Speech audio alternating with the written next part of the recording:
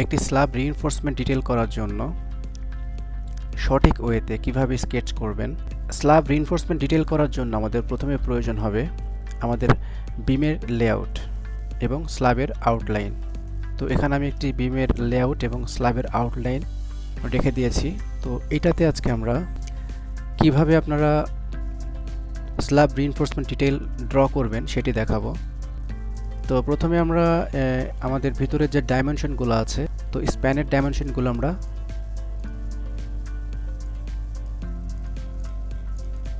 উঠিয়ে ফেলব। এগুলো আপাতত আমার দরকার নেই। তো আউটলাইনের যে ডাইমেনশন আছে এটা অবশ্যই প্রয়োজন আছে আমাদের। যখন স্ল্যাব লেআউট করবে তখন এই ডাইমেনশনগুলো অনেক কাজে দিবে, ইনফ্যাক্ট এগুলো লাগে। তো ডাইমেনশনগুলো অপ্রয়োজনীয় যে ডাইমেনশনগুলো আছে এগুলো আমি উঠাই দিলাম। এখন আমরা এখান থেকে একটি লাইন ড্র করব সেন্টার থেকে। এরপরে লাইনটা আমরা অফসেট নিব 6 ইঞ্চি করে, 3টে অফসেট নিব।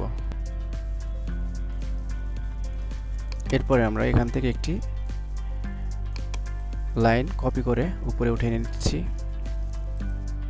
এখন যেহেতু আমাদের এখান থেকে এই পর্যন্ত আমার L/4-এ ডিভাইড করতে হবে, কারণ ক্র্যাঙ্কটি কিন্তু আমাদের L/4-এ হবে। মাঝখানের স্প্যান এই লাইনটি ট্রিম করে দেব। এরপরে দুই স্প্যানের জন্য রেডি হয়ে গেছে আমাদের। এখন আমার এখান থেকে এই পর্যন্ত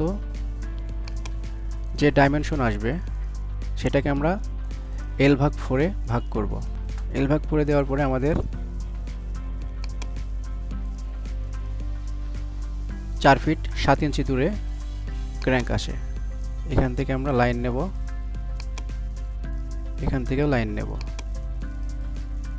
এবার আমরা এই পাশে যে স্প্যানটি আছে এটাও L/4-এ ভাগ করে নিচ্ছি একইভাবে।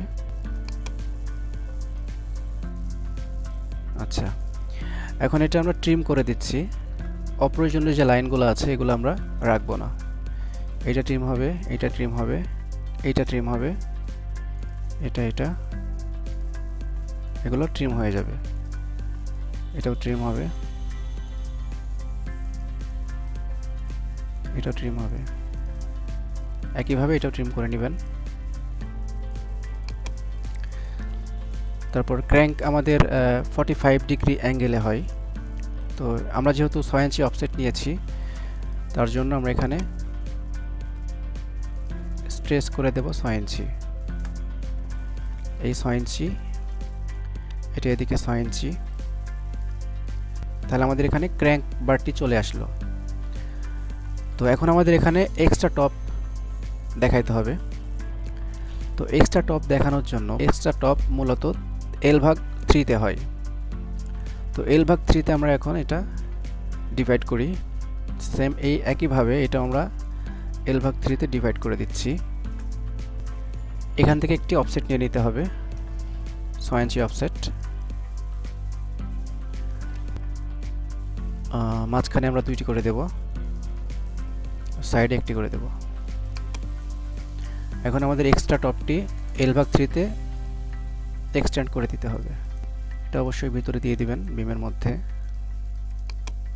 অনেকে আছে এটা স্কেলে ড্র করে না, তো এটা স্কেলে ড্র করা উচিত। সেক্ষেত্রে সাইডে আপনার মিস্ত্রি ভাইরা কাজ করবে, ওদের জন্য অনেক সুবিধা হবে। এক্সট্রা টপের ডাইমেনশনটা আমরা এখানে এভাবে শো করব। একই অ্যালাইনমেন্টে রাখার চেষ্টা করব ডাইমেনশনগুলো, সেক্ষেত্রে আমাদের ড্রয়িংয়ের প্রেজেন্টেশনটা ভালো হবে।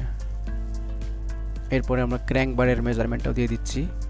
ড্রয়িং করার সময় অবশ্যই লেয়ার ফলো করবেন সব সময়। সেক্ষেত্রে আপনার যেমন আমি প্রত্যেকটি লেয়ারে করে ফেলছি, কোনো ফ্রিকশন রাখবো না স্ল্যাবের ক্ষেত্রে।